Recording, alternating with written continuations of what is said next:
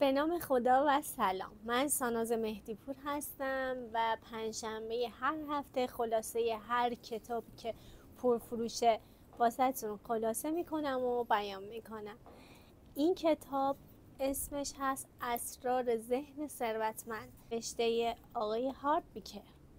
کتاب پاسخ به این سواله که چرا بعضی از مردم تو سرنوشتشون ثروت نوشته شده و بعضی تو سرنوشتشون زندگی پردردسر. بریم با هم بشنویم خلاصه کتاب اسرار ذهن ثروتمند. اول اینو بگم که نویسنده این کتاب از جمله آدمایی که فقط حرف نمیزنه بلکه توی عمل هم اثبات کرده، حرفایی که میزنه پشتوانه داره و خودش هم اثبات کرده. از خوندن کتاب و گوش دادن CD و تو سمینارها شرکت کرده و از ته دل میخواسته که موفق بشه و برای همین توی 20 سالگی چند تا کسب و کار رو شروع میکنه و موفق نمیشه تا اینکه به قول خودش خوشبختی از راه میرسه. خودش تو کتاب اینجوری میگه که یکی از دوستای پولدار بابام اومد خونمون و یک توصیه‌ای به من کرد. همون توصیه یه جرقه‌ای زد تو ذهن من که من بتونم پولدار بشم. تو جمع دوستای پدرم که نشسته بودیم دیدم زل زده به چشمای من و یه جوری داره نگاه میکنه انگار به یه مصیبت زده تو مجلس خط میخواد تسلیت بگه. البته واقعا هم حق داشت، چون بار سوم بود که من بی پول برگشته بودم خونه پدر مادرم و رفته بودم توی زیرزمینشون زندگی میکردم و به نظرم پدرم در مورد این موضوع بی پولی باهاش صحبت کرده بود و برای همین یه نگاهی به من کرد و گفت حرف من اولش مثل تو بودم، یه بدبخت به تمام معنا، اما یه نصیحتی به هم کرد که زندگیمو کامل عوض کرد. منم میخوام همون نصیحت رو به تو انجام بدم. گفتم هیچی. موضوعای پدرانه شروع شد. گفت ببین هارپ، اگه اونجوری که دلت میخواد نیستی، یعنی اون چیزایی که باید بدونی رو نمیدونی. بعد گفت بیشتر آدمای پولدار اگه نگاه کنی، دقت کنی، اینا مثل هم فکر میکنن، شبیه به هم فکر میکنن. تا حالا به این فکر کردی؟ گفتم نه، تا حالا به این فکر نکرده بودم. گفت ببین حتما، البته نتیجه علمی نیستا، اما بیشتر وقتا همین جوریه. نگاه میکنی آدمای پولدار کاملا شبیه به هم فکر میکنن و همچنین آدمای فقیر. ثروتمندا مثل هم فکر میکنن، فقیرا مثل هم فکر میکنن. اصلا این طرز فکر اوناست که باعث شده که یه سری اقدامات رو انجام بدن و یه سری نتایج رو به دست بیارن. اگر تو هم طرز فکر آدمای پولدار رو داشته باشی، همون کارا رو انجام میدی و خب به نظرت پولدار نمیشی؟ گفتم خب معلومه که پولدار میشم. گفت پس تنها کاری که باید انجام بدی اینه که تقلید کنی از طرز فکر آدمای پولدار. این حرفشم واقعا تو ذهن من اون موقع ته‌نشین شد حسابی. برای همینم تصمیم گرفتم که با تمام وجود شروع کنم مطالعه کردن زندگی آدمای پولدار رو. تو نتیجه مطالعات هم به این نتیجه رسیدم که واقعا هم حق با این دوست پدرم بود. آدمای پولدار طرز فکرشون با آدمای فقیر خیلی فرق میکنه و همین هم بوده که تا الان من از ثروت دور نگه داشته شده بودم.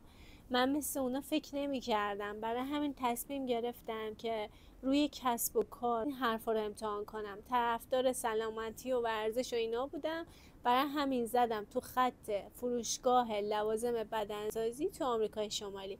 کسب و کار راه انداختم و هیچی هم پول نداشتم. با $2000 وام شروع کردم. الگوی آدمای پولدار رو ازش استفاده کردم و هر چی بلد بودم پیاده کردم. اولین کاری هم که کردم، با خودم عهد بستم، قسم خوردم تا میلیونر نشدم تا از این کار نیام بیرون. همون کاری که آدمای پولدار میکنن، اصولی که توی این کتابم بهش اشاره میکنم رو کار بستم و به نظر شما نتیجه داد؟ بله. انقدر کسب و کارم موفق شد تو عرض 2.5 سال 10 تا شعبه دیگه از همین جنس کار باز کردم. بعدا نصف سهام شرکتم رو فروختم. به چقدر؟ به $1.6 میلیون. بعد رفتم سراغ چی؟ سراغ مشاوره تو زمینه کسب و کار. دیدم تو این زمینه من استعداد دارم. یکی از مشتریان برگشت به من گفت چرا اصلا یه مدرسه کسب و کار باز نمی‌کنی؟ یه مدرسه کسب و کار باز کردم، استراتژیم هم شد موفقیت پرسرعت. آقا از سر تا سر آمریکای شمالی سرازیر شدن.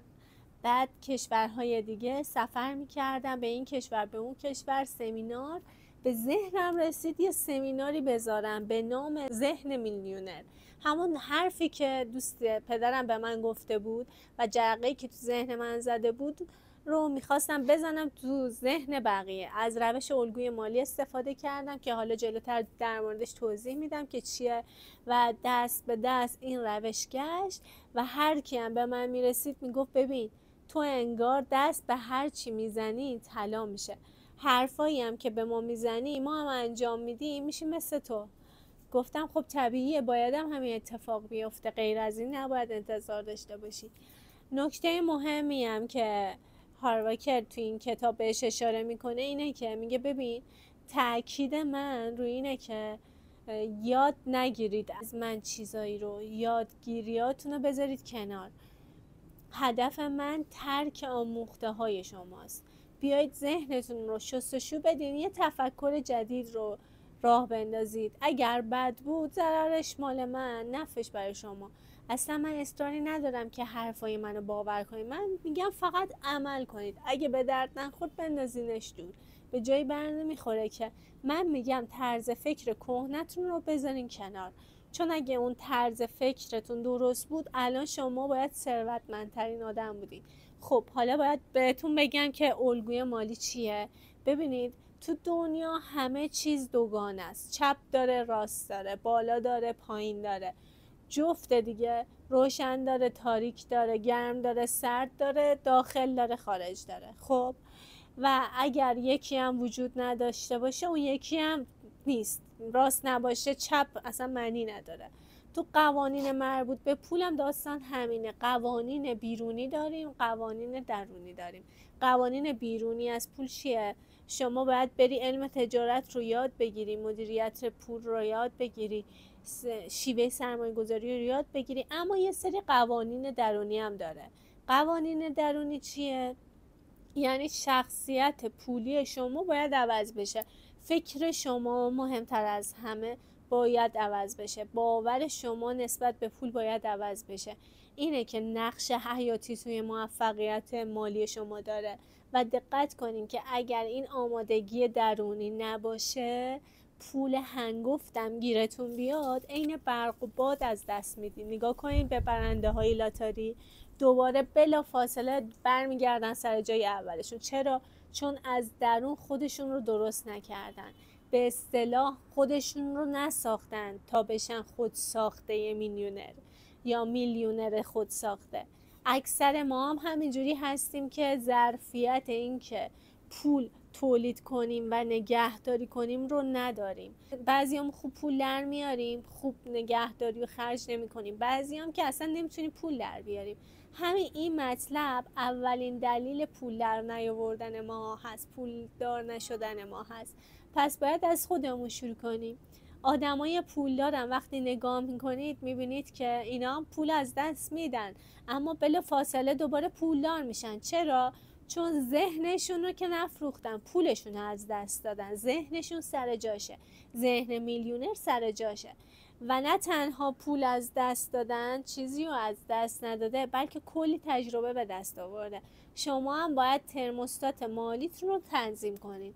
اگر میخواین ذهن مالیتون تو سرما یخ نزنه، باید ترموستات مالیتون رو روی مبلغای بزرگ تنظیم کنین، به کم قانع نباشین. بعضیا که اصلا به هیچ قانعن. خب داشتیم این سوال جواب میدادیم که الگوی مالی چیه. طبق فرمولی که ایشون تعریف میکنه میگه الگوی مالی یه خطه، 4 کلمه است: افکار به علاوه احساسات به علاوه اعمال مساوی نتایج. یه بار دیگه: افکار به علاوه احساسات به علاوه اعمال مساوی نتایج. یعنی چی؟ یعنی افکار ما احساسات ما رو تولید میکنه، احساسات ما باعث بروز اعمال ما میشه و در نهایت نتایج به دست میاد. پس الگوی مالی در درجه اول برمیگرده به افکار و اندیشه های مالی، یا به تعبیر نویسنده کلیشه های ذهنی ما. این کلیشه های ذهنی هم تو دوران نوجوانی و جوانی شکل میگیره. از کیا ما این کلیشه ها رو، فیکس آیدیا رو یاد میگیریم؟ از پدر مادر، خواهر برادر، دوست و رفیق، آدم معروف، معلم، رسانه، از اینا. برای ما اگه کلیشه های ذهنیمون رو تغییر بدیم، اولین قدم اساسی رو تو مسیر تغییر نتیجه برداشتیم. اما خب سوال اینه که این کلیشه ها چجوری تو ذهن ما شکل گرفتن؟ از 3 طریق این کلیشه ها گرفتن. یک، از طریق کلام، یعنی تو دوران جوانی و نوجوانی ما چه دیالوگایی در مورد پول بوده که ما میشنیدیم، چه حرفایی در مورد پول میزدن. حالا جلوتر در موردش توضیح میدیم. دومین که مدل سازی چجوری بوده تو دوران سنین کم ما، چه چیزی برای ما توی مالی مدل بوده. سوم، چه اتفاقای خاصی، چه تجربه هایی در زمینه های پول تو دوران کودکی و نوجوانی ما داشتیم. حالا بیایم دونه دونه اینا رو ما بررسی کنیم. اول اینکه چه حرفایی ما در مورد پول به گوشمون خورده. آیا این حرفا به گوش من و شما آشنا نیستش که همه بدبختی ها از پولدارا طمع‌کارن، پولتو برای روز مبادا نگهدار، ثروتمندا دزدن، پولدار کثیف، واسه پول در آوردن باید جون بکنی، پول علف خرس نیست، آدمای خوب که پولدار نمیشن، پول که خوشبختی نمیاره، پول آدمو خراب میکنه، پولدارا دارن پولدارتر میشن، فقیرا دارن فقیرتر. هممون این حرفا رو شنیدیم. حتی ایشون میگه تو خانواده من همه این حرفا بود. هر موقع از بابام پول میخواستم میگفتش که چیه؟ میگفت فکر کردی من پول ساخته شدم؟ منم با شوخی میکردم، میگفتم ای کاش از پول ساخته شده بودی. اون وقت دیگه بازوی یه انگشت چیزی ازت برمی‌داشتم و ازم خوب میشد. ولی یه بارم بابام به این شوخی من نخندید، به همین جدیت نگاه میکرد نسبت به پول. ببینید تمام مشکل همینجاست دیگه. تمام حرفایی که من و شما تو دوران کودکی در مورد پول شنیدیم، اینا میشه ملکه ذهن ما. اینا الگوی پولی مالی ما رو شکل میدن که باید عوض بشن. دوم، مدل سازیه، یعنی پدر مادر ما تو عرصه مالی چه مدل مالی رو داشتن که ما الگو برداری کردیم. اهل خرج کردن بودن یا نبودن؟ اهل جمع کردن بودن بیشتر؟ اهل سرمایه گذاری بودن یا نبودن؟ ریسک پذیر بودن یا نبودن؟ پول باعث شادی تو خانواده بوده یا باعث دعوا و ناراحتی؟ ما تو دوران کودکی و نوجوانی با مدل سازی که رو یاد میگیریم، مدل پدر مادر رو یاد گرفتیم، داریم تو زندگی خودمونم پیاده میکنیم. بعد میگیم چرا جواب نمیده؟ بنابراین ما تو عرصه مالی یا شبیه پدرمونیم یا شبیه مادرمونیم یا جفتشون. نویسنده از پدر خودش مثال میزنه، میگه یه کارآفرین بود، تو زمینه ساخت و سازم کار میکرد، خونه میساخت برای مردم.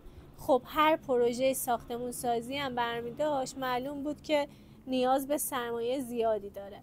اون وقت بابا مجبور بود تمام دار و ندارشو بذاره وسط، وام بگیره، دست و بال مارم که خالی خالی میکرد و هیچ آهی توی بساط نداشتیم. من دیگه جرئت نمیکردم بهش بگم که پول به من بده.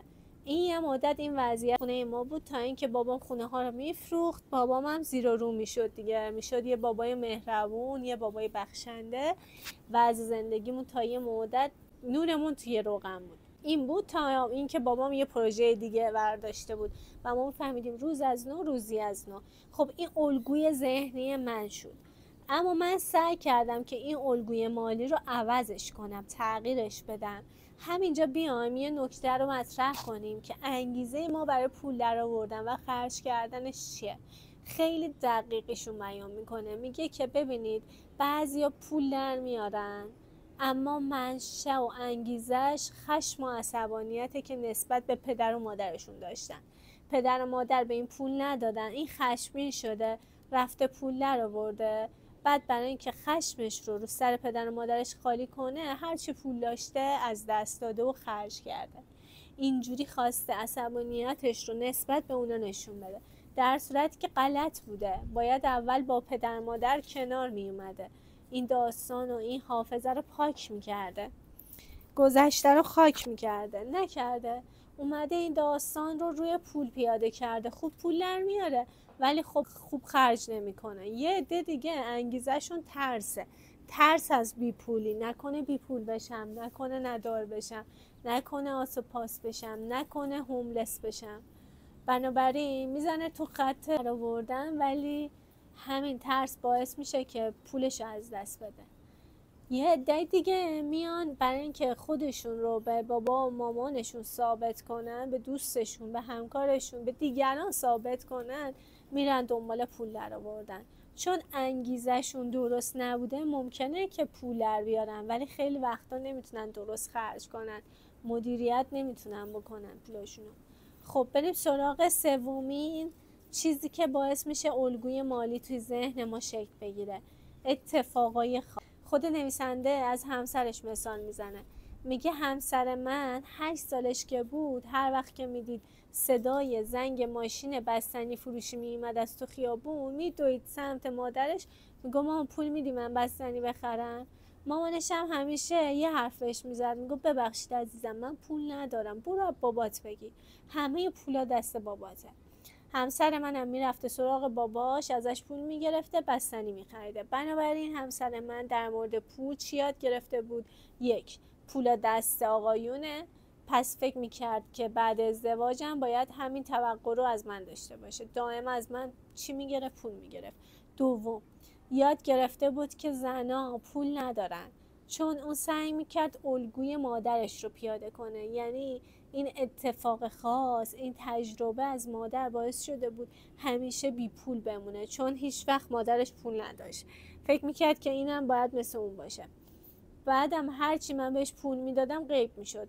کم کم تو سمینارها بهش من یاد دادم که پولش رو سیو کنه و درست خرج بکنه. و این مسئله مالی باعث اختلاف بین ما شده بود، جوری که داشت زندگی مشترکمون رو از هم میپاشید. دعوای من و همسرم سر چی بود؟ سر این که سر پول ما اشتراک نداشتیم. نگاه اون، فکر اون، باور اون نسبت به پول با من فرق میکرد. باور اون این بود که باید لذت فوری از پول ببره، باور من این بود که باید پول سیف کنیم تا به آزادی مالی برسیم، به استقلال مالی برسیم. کم کم من تونستم مدیریتش بکنم، بهش یاد بدم که لذت‌های آنی مالیشو جلوشو بگیره و در آینده بتونه خودکفا و مستقل بشه از مالی، از جهت مالی، و هر چی دلش خواست بخره، بشه یه میلیونر خود ساخته. خب این خیلی بهتره. که نویسنده سوال مهم بعدی که از ما میخواد بپرسه اینه که اون مالی که ازش صحبت کردیم که از طرق مختلفی این الگوی مالی تو ذهن ما ساخته میشه، رو چه مبلغی تنظیم شده؟ یکی از ساده ترین راه های تشخیصش اینه که دستاوردهای خودمون رو یه نگاهی بهش بندازیم. حساب بانکیمون و درآمدمون و ثروتمون و موفقیت های مالیمون رو. این باعث میشه که الگوی مالیمون رو متوجه بشیم رو چه عددی تنظیم شده. بعضیا به 1000، بعضیا به میلیون، بعضیا به میلیارد. هر کی به یه مبلغ قانه. ما رو چه عددی تنظیم کردیم موفقیت مالیمون رو، همون میشه برامون الگوی مالی. تو بخش اول کتاب نویسنده به این پرداخت که پولدار شدن از فکر شروع میشه، از ذهن ما شروع میشه و تا ذهن ما عوض نشه زندگی ما عوض نمیشه. و این هم گفت که افکار ما و احساسات ما رو میسازه، احساسات ما اعمال ما و اعمال ما به نتایج منجر میشه، پس همه چی به فکر برمیگرده. لذا اسم این کتاب رو گذاشته اسرار ذهن ثروتمند. اما تو بخش دوم کتاب میاد به این میپردازه که این آدمای پولدار که قرار شد ما مثل اونا فکر کنیم، الگوی مالی اونا رو تو ذهنمون داشته باشیم، چجوری اینا اصلا فکر میکنن، چجوری عمل میکنن. آقای هارپ اکی 17 تا روش که آدمای ثروتمند ازش استفاده کردن و مثل اون روش فکر کردن و مثل اون روش عمل کردن رو بیان میکنه و اسمش هم میذاره پرونده ثروت. 17 تا پرونده رو برای ما باز میکنه، میگه این پرونده ها رو جایگزین پرونده های ذهنی قدیمیتون بکنید.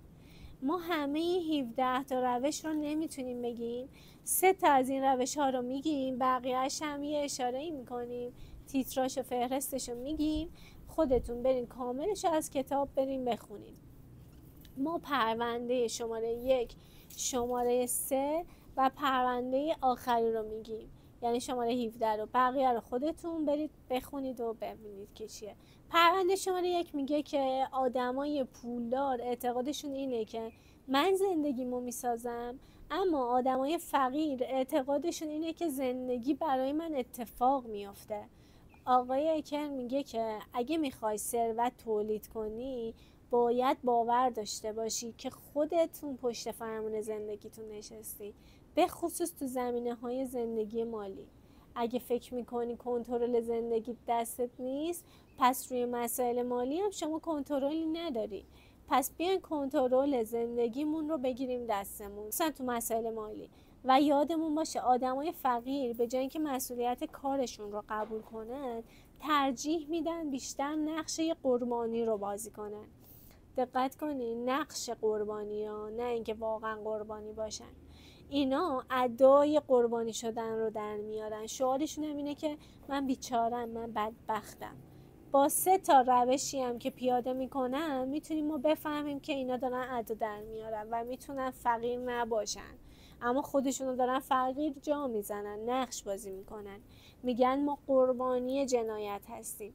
اول اینکه استاد سرزنش کردنن، در دیوار رو بگیرید همینجوری برید جلو، همه رو مقصر میدونن، اقتصاد رو مقصر میدونن، دولت رو مقصر میدونن، بازار رو مقصر میدونن، کارفرما رو مقصر میدونن، مدیرشون رو مقصر میدونن، شریکشون، همسرشون، حتی خدا رو مقصر میدونن، پدر و مادرشون رو مقصر میدونن و دائم شروع میکنن همه رو به جز خودشون سرزنش کردن. میگن علت فقیر بودن ما اینا هستش.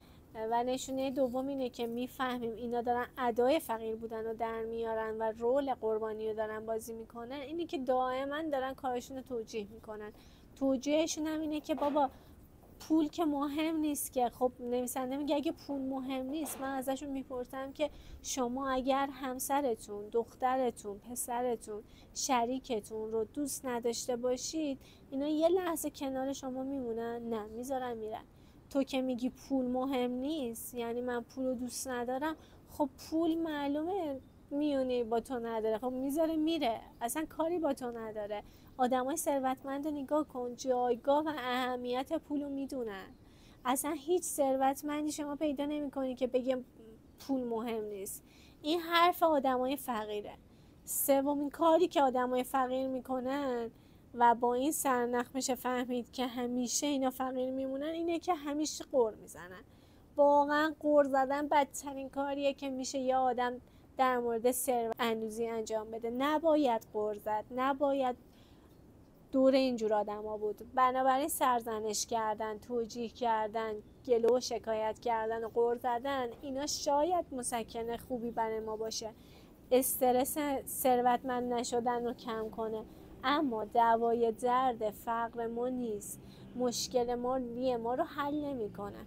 پرونده سومی که نویسنده باز میکنه تو بحث ثروت اینه که ثروتمندا با خودشون عهد میبندن و به خودشون متعهد میشن که پولدار بشن، اما فقیرا میخوان پولدار بشن ولی تلاش نمیکنن براش، متعهد به خودشون نمیشن براش. متعهد شدن یعنی چی؟ یعنی پول رو عیب نمیدونن، از پول ایراد نمیگیرن. بعضی از پول ایراد میگیرن، میگن آقا پول به دست بیارم بعد از دست بدم که چی بشه؟ نهایت میخوام بشم یه بازنده، بگم ببین ورشکست شد. ایراد بعدی پول اینه که نمیتونن بفهمن واقعا مردم به خاطر خودم دوست دارن یا به خاطر پولم، یا اینکه این همه پول جمع کنم مالیات بدم، یا بیام سلامتیمو بذارم وسط، پولدار بشم همه از من کمک بخوان. اصلا ممکنه پولم از دست بدم، بدزدن ازم، بزنن، یا برگردن به هم بگن فکر کردی کیه، همش با طعنه کنایه با هم صحبت کنن، همش بهم نیش بزنن.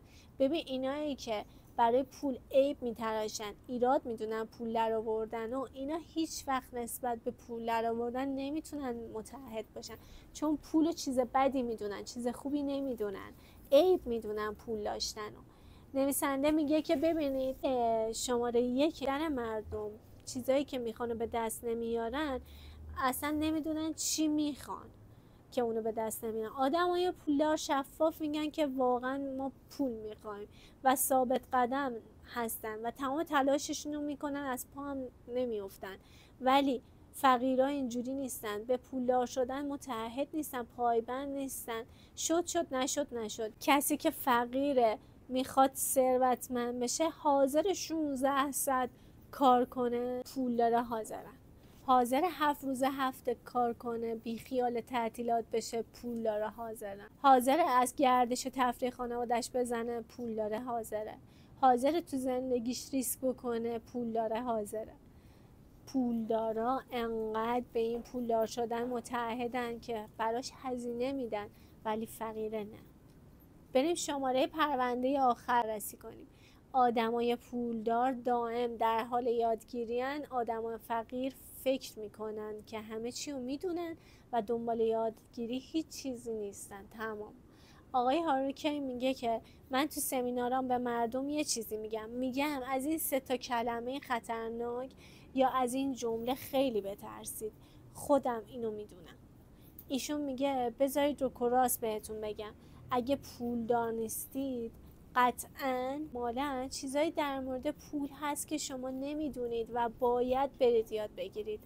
بیشتر آدمای فقیر مشکلشون اینه که سعی میکنن ثابت کنن حق با اوناست. اونا ادعاشون اینه که آقا من همه چی رو میدونم و اینم که ما بی پول شدیم به خاطر ما نبوده، دست تصادف و تقدیر و قسمت و اینا وسط بوده، ما بدشانسی آوردیم. نویسنده میگه که یکی از معروف ترین جمله های من که تو سمینارام خیلی استفاده میکنم اینه که یا حق با شماست یا پول با شما، ولی هر دوتاش که نمیتونه با شما باشه. تمام تلاش نویسنده این کتاب اینه که به ما بگه موفقیت مالی مهارت یاد گرفتنیه، مثل بازی گلف میمونه، باید یادش بگیریم.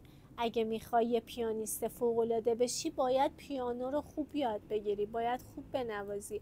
اگه میخوای پولدار بشی باید یاد بگیری چجوری پول در بیاری، مشتاق یادگیری باشی، علاقه‌مند باشی.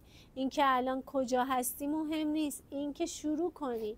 هیچ کسی رو شما سراغ ندارین که از شکم مادر به دنیا بیاد بشه نابغه اقتصادی. همه آدمای پولدار بازی پول رو تونستن خوب یاد بگیرن و توش موفق شدن. شعار نویسنده اینه که اگر اونا تونستن پس منم میتونم دیگه، شما هم میتونید. برگردیم به اون حرفی که اول بحث زدیم که گفتیم که دنیای بیرون بازتاب درون ما هست و ما اول باید درونمون رو اصلاح و درست کنیم تو زمینه‌های مالی. پس تو بحث یادگیری هم باید حواسمون باشه از کسایی یاد بگیریم که فقط ادعای تخصص ندارن، تو عمل هم حرفاشون رو ثابت میکنن، به قول تو میدون عمل حرفاشون رو میزنن. اینا استاد واقعی هستن، کسایی که قبلا به هدفشون رسیدن الان دارن به ما میگن، مثل همین نویسنده این کتاب. نه اینکه به ما میگن بعد دارن سعی میکنن پاشون برسن، این به درد استادی نمیخوره. پس دقت کنیم از چی داریم یاد میگیریم. اگر از آدم مفلس بی پول داریم راهنمایی میگیریم نتیجهش میشه مفلس شدن مثل هم. توصیه جدی نویسنده اینه که سعی کنید یک کوچ موفق برای خودتون پیدا کنید. حتی اگر لازم شده 10% از درآمدمون رو خرج آموزش بکنیم. این تیکه کلام آدمای فقیر که خودم میدونم و خودم بلدم رو بذاریم کنار. یادمون باشه هرچی بیشتر یاد بگیریم بیشتر درآمد به دست میاریم. حالا تو این آخر اپیزود میخوام فهرست بعضی از اون پرونده های ثروت رو بگم که خودتون برید کاملش رو از کتاب ببینید. یکی این که مردم پولدار بزرگ فکر میکنن ولی مردم فقیر کوچیک. مردم پولدار ثروتمندای دیگر رو تحسین میکنن، مردم فقیر از پولدارا بیزارن. مردم پولدار با آدمای موفق و پولدار معاشرت میکنن، آدمای فقیر با آدمای مثل خودشون. آدمای ثروتمند از مشکلاتشون بزرگترن، ولی برخلاف آدمای فقیر. پولدارا ترجیح میدن بر اساس دستاورداشون حقوق بگیرن، ولی فقیرها ترجیح میدن بر اساس زمانی که صرف اون کار میکنن دستمزد بگیرن. آدمای پولدار رو دارایی خالص تمرکز میکنن، ولی آدمای فقیر رو درآمد کاری. پولدارا کارن که پولشون براشون کار کنه، فقیرها برای پولشون سخت کار میکنن. آدمای پولدار جلوی ترسشون وای میسن، ولی فقیرها جا خالی میکنن. این یه تعدادی از سرفصلای این 17 تا پرونده بود که کاملش اگه خواستید میتونید به کتاب مراجعه کنید و بخونید. اینم از انتهای کتاب. امیدوارم که این کتاب اسرار ذهن ثروتمند بتونه به شما کمک کنه و تو زمینه مالی هم بتونید پیشرفتایی که دوست دارین رو بهش دست پیدا کنید. این کتاب رو حتما بگیرید بخونید، چون خلاصه ای از کتاب رو براتون توضیح دادم و کامل ترش رو میتونید اگه دوست داشتید بخونید. دوستتون دارم. اگه این کتاب فکر میکنید به درد دوست همکارات میخوره، حتما این کتاب رو بهشون معرفی کن. این ویدیو رو بهشون معرفی کن. خیلی دوستتون دارم. تا ویدیو بعدی و خلاصه کتاب بعدی، خدا نگهدار.